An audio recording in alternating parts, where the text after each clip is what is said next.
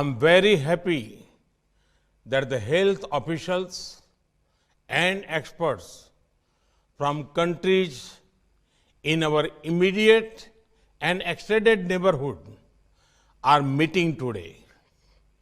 Let me start by conveying my best wishes to all of you for very productive discussions today. Let me also congratulate you all for the way our health systems have cooperated during this pandemic. When COVID-19 hit the world last year, many experts voiced special concern about our densely populated region. But from the very beginning, we all met this challenge with a coordinated response. In March last year, we were the first to come together for recognizing the threat and committing to fight it together. Many other regions and groups followed our early example. We created the COVID-19 Emergency Response Fund to meet the immediate cost of fighting the pandemic. We shared our resources, medicines, PPE, and testing equipments. And above all, we shared the most valuable commodity, knowledge, through collaborative training of our health workers.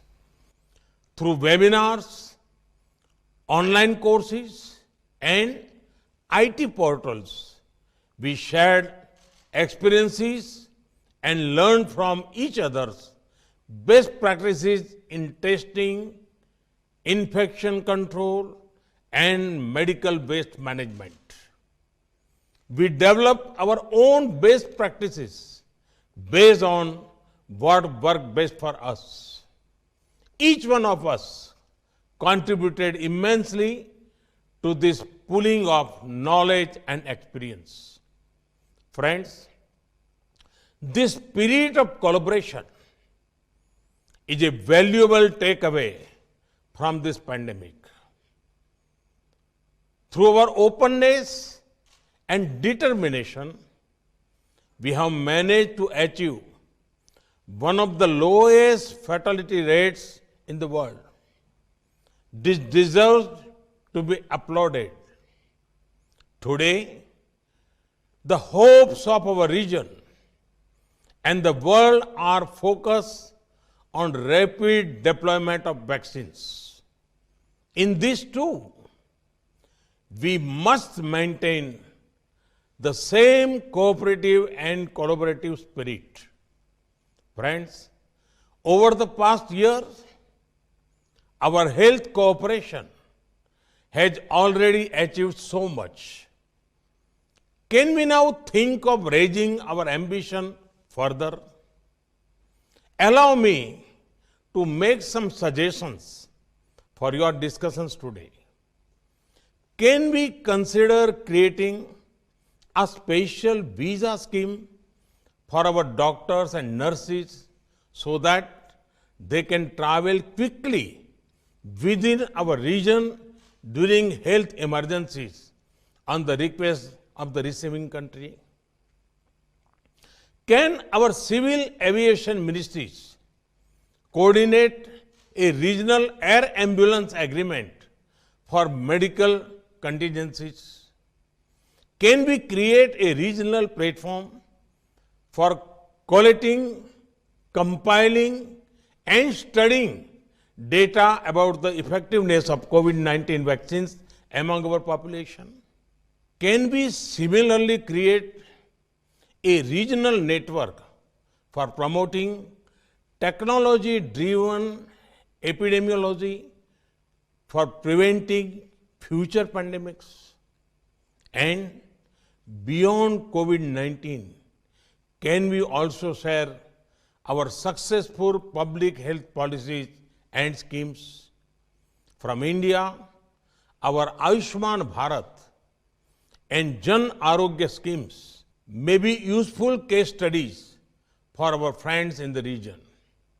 Such collaboration can become the pathway for greater regional cooperation among us in other areas too. After all, we share so many common challenges: climate change, natural disasters, poverty, illiteracy, and social and gender imbalances. But we also share the power of centuries-old cultural and people-to-people linkages. If we focus on all that unites us, our region can overcome not only the present pandemic, but our other challenges too. Friends, if the 21st century is to be the Asian century, it cannot be without greater integration among the countries of South Asia and the Indian Ocean island countries. The spirit of regional solidarity that you have shown during the pandemic has proven that such integration is possible. I once again convey my very best wishes to all of you for fruitful discussion today. Thank you. Thank you very much. Subscribe to our channel by clicking the subscribe button. Click the bell button and enjoy the latest uploads from our channel.